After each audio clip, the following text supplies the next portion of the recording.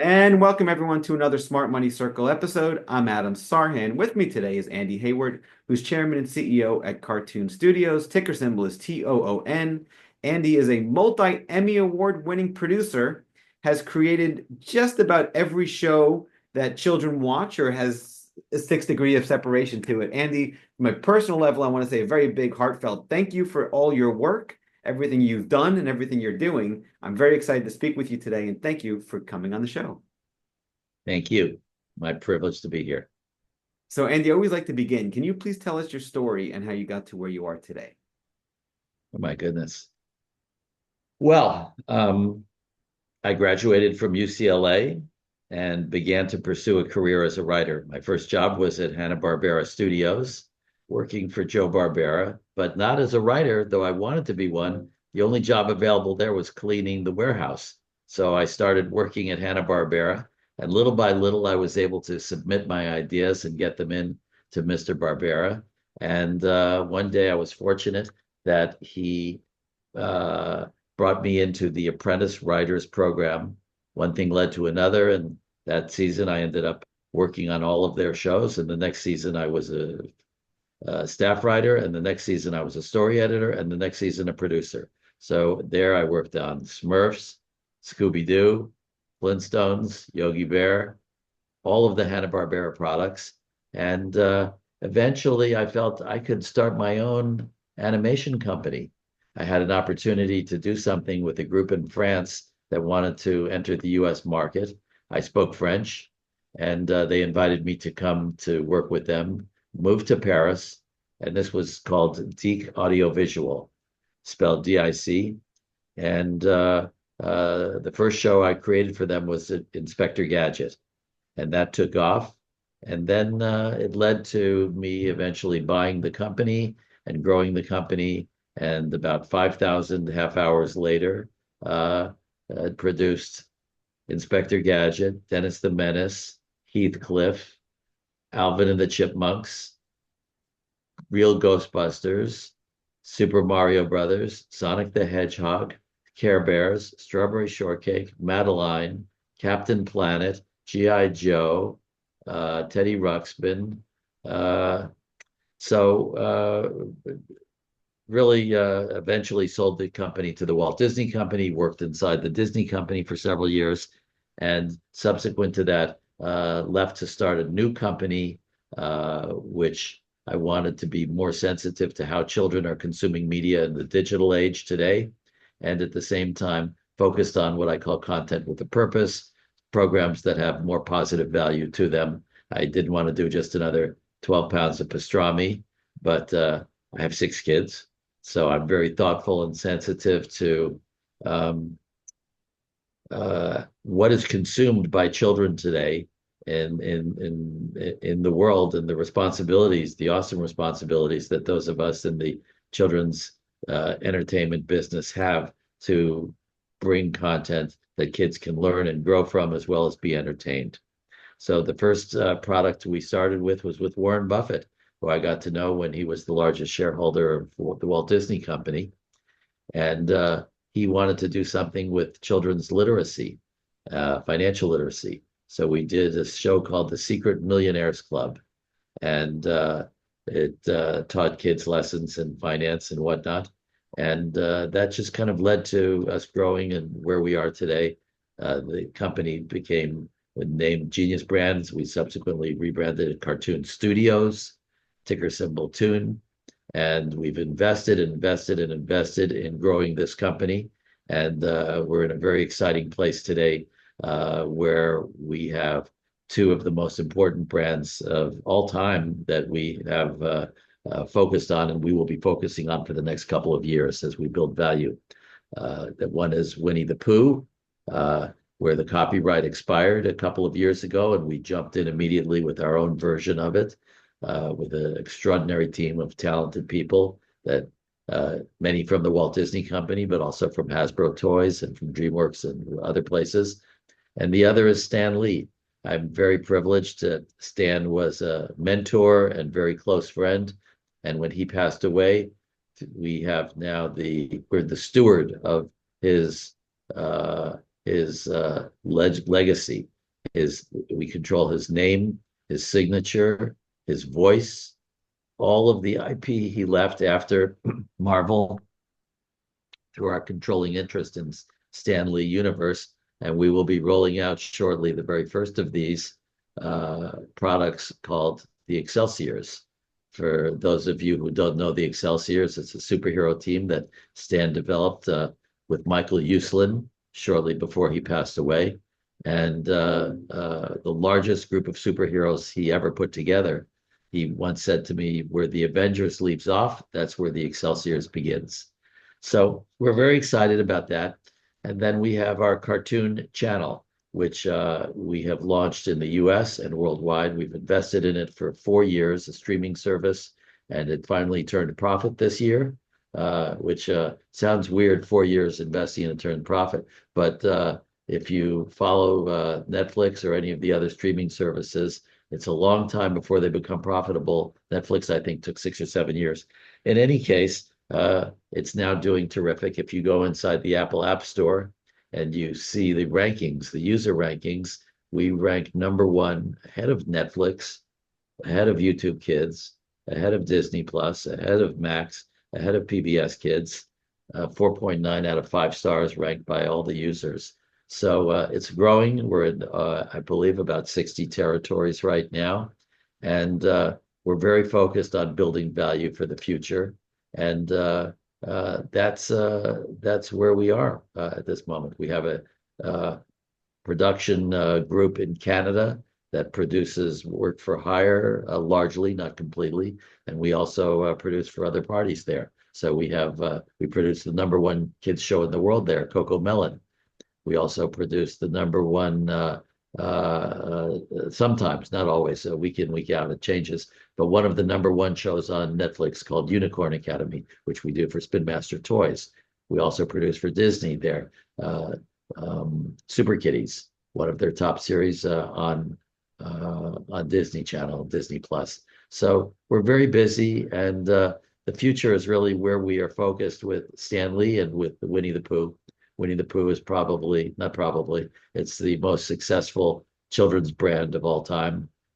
$80 billion of lifetime sales it's done, more than Star Wars, more than Harry Potter, more than pretty much anything you could think of. So we've developed a whole new positioning on that, and that'll be in the marketplace. We're going to do a Christmas special movie this year. So, and 200 episodes of 6 minutes. So a lot of stuff coming forth and investing in our future. So that's in a nutshell, giving you sort of quick history of my background and what we are doing. Yeah, I love it, Andy. So there's 2 questions. I wanted to you in the company. Let's talk about a few questions I have off the top of my head. During your journey, as you got involved, I love the story, by the way, how you didn't start off as a writer, but then you did, and a few seasons later, you're a producer. Let's go way back to the beginning, and then talk to us about the creative process with some of these shows that become just, I mean, they're iconic. So how does that creative process work? Well, I like to call myself a recovering writer. Everything starts with characters and story. And I would say everything starts with characters, and good story comes out of characters. So we work very closely with the writing community and with a few key writers, and we like to find projects that have some marquee value attached to them already. They perhaps could be known as toys, as video games, as music, something from the world of publishing, something from a live action celebrity, or something that's just a pure story. Everything begins though with story and characters, and then we develop them, and conflict, crisis, jeopardy, stakes, all of the tools of storytelling.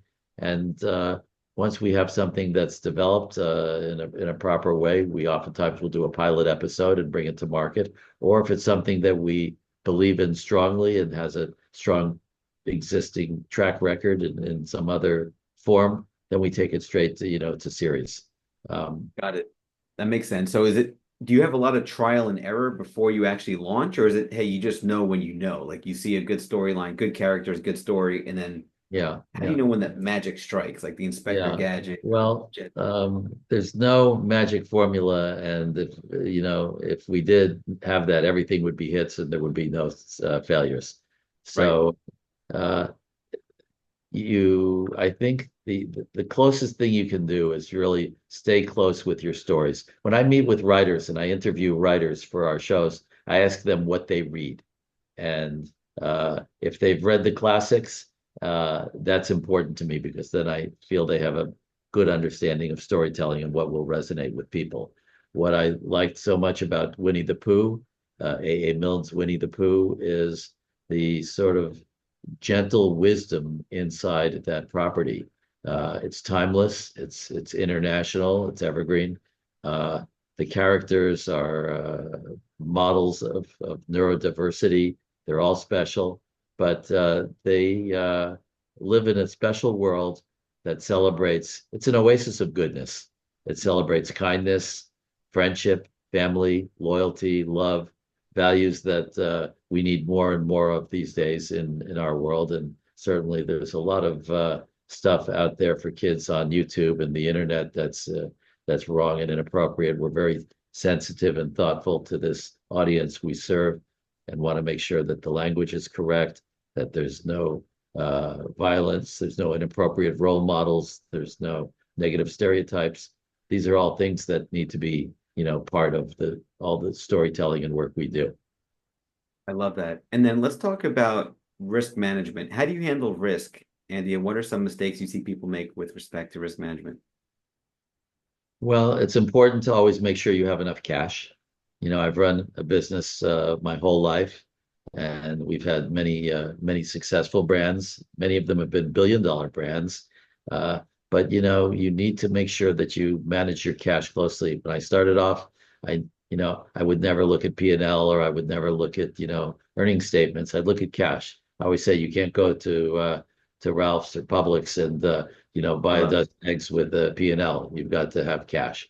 So Right. cash management is very important. And from time to time, we do offerings to raise cash to ensure that we have the value that we need, the available cash to create the value for the company, long-term stability. One of the beautiful things about cartoons, I must say, is that they are kind of immune to market forces. And you're building assets that will last forever. There are going to be dips, ups and downs, where where the stock, whether it's the stock market or whatever aspect of the business you have. But at the end of the day, cartoons have a very long life. When I started off working on the Flintstones, it was many years ago, but you can still go to a supermarket today and get Pebbles and Bam Bam cereal, or you Right. can go to a drugstore and get Flintstone vitamins. They tend to be, as I say, international and evergreen. And those are the types of properties we're working on right now. Specifically, I'm going to point to Winnie the Pooh again and to Stan Lee. Stan Lee is probably the most successful creator of all time. I think he has about 15 of the top 50 movies ever made are based on his characters and his imagination. I love So, it. uh, it always comes back to story. And, as you say, uh, and I said cash management is very, very important. And at the end of the day, we're building value and it's going to be timeless value that goes on and on forever. Absolutely love it. Okay, next question from you, more away from the business, but more towards timeless, evergreen, in spirit of what you're saying here, which is also the spirit of the show, timeless advice. What are some timeless lessons you've learned along the way, Andy, that you'd like to share with the audience? Oh my goodness. What I'll take a it all, please and thank you. what an exciting question. Well, I think it's very important that you associate yourself always with quality people and people of integrity. I've had the privilege in my life of working with a very, very special group of individuals. I would say Warren Buffett, without a doubt, one of the most exciting and important people that has influenced my life. We do the movie that have for 20 years that an animated film that opens the annual Berkshire Hathaway shareholder meeting. It stars Warren Buffett in animation and spoof of various of his companies and with positive lessons in them. And we've done that for a long time. And I've had the privilege of working with Warren and learning from Warren. And, associating with him has been a great privilege and honor. Secondly was, I would say, Joe Barbera. Joe was my first mentor, and he really taught me everything about writing cartoons, creating the storyboards, telling the stories, everything down to the voices. So we worked very closely together, and I learned so much from him. He was a legend, and in his own right, Flintstones, Jetsons, Yogi Bear, Huckleberry Hound, Scooby Doo, the Smurfs, all of those wonderful shows. So I really trained under a master, and I'm very privileged in that regard as well. Then Stan Lee. What can you say about Stan Lee? One of the greatest storytellers of all time, created, as I said, endless characters that became so successful, not just in comic books, but in movies and consumer products and licensing. And Stan and I collaborated on many different things, and today we're the steward of all of his IP. And then I would point to Ted Turner, who brought me the idea of Captain Planet. And his idea was of, let's create a superhero that will teach kids about the lessons of saving our planet and protecting our environment. It was a subject he felt very strongly about. And he, had been up and down many different times and, faced many, many different business challenges. But he was tenacious and perseverant. And he always not only survived, but of course succeeded and became one of the great, legends of American business. So I think the answer to your question is a roundabout way of saying, associate yourselves with, the best people you can find and learn from them and grow from them. And that's something that I've always tried to do, and tried to be a mentor myself to as many young people in their careers and push them forward as well. Yeah, I absolutely love that. And one of the ways that I do that personally is by doing the show. So thank you for coming on and sharing the timeless lessons with us. Let's talk about, Andy, the other side of that, timeless mistakes. What are some timeless mistakes you see people make, and how do you avoid them? Um, I don't think you should avoid them. I learned this from Warren Buffett a long time ago. If you're not making mistakes, uh, you're not trying hard enough. You will make mistakes in business, and you should make mistakes in business. You need to grow from them, and you will learn from those mistakes. But if you're not making mistakes, you're not out there. So I don't like everybody. I've made many mistakes, and I try to always learn from them and grow from them, personally and professionally. And the goodness, there are shows that I've made that I wish I didn't make. And I've learned in the future not to do that type of a product in the past, and again in the future. So and there's you will continue to make mistakes, and you'll continue to learn from them. I love that. Okay, so it's almost like embrace those mistakes because that's how you learn. So you win or learn type of a thing. Got it. Okay, next question for you. Leadership. You've been around great leaders. You're a great leader. What makes a great leader? What lessons have you learned about leadership that you'd like to share with the audience? Humility is important. Uh, Reading is important. Do you know Warren Buffett? If you ask him how he describes his career, the first thing he talks about is reading. He reads 6 to 8 hours every day. Um, Learning from other people, looking at other people who are successful, not just as in business, but of course there too, but in life. Uh, I think in my particular life, I think spiritual side is very important, and being humble. I put a high value on family. I treasure the time I spend with my wife and with my kids, and learning from them all. They're all different, and I take pride in who they are. Um, so